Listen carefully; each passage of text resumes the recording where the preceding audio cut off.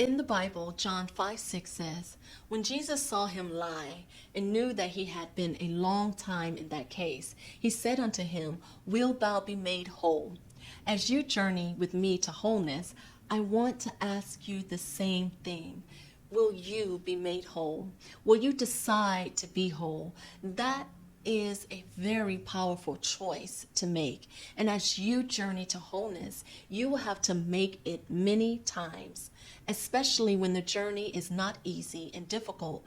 Things start coming up. You have to ask yourself, will you allow yourself to be whole? Will you stick to the process? Will you keep going even when you want to give up?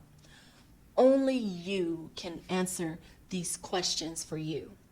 The following verses 7 and 8, the man answered Jesus' question by giving him an excuse and saying, I am not in the pool because there is no one to help me get in. Jesus replied, rise, take up your bed and walk. In other words, stop waiting on people to do for you what you can do for yourself. Also, you have abilities that you are not tapping into that can get you to where you want to be. In closing, I share this to say, as you continue on your journey to wholeness, don't stop because you want people to join you. Don't give up doing what you can do because you want people to help you.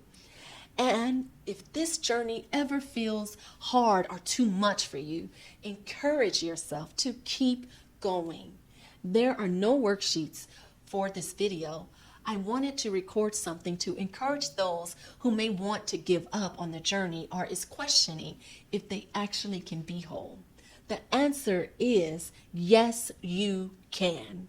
So believe you can and stay with it. Thank you.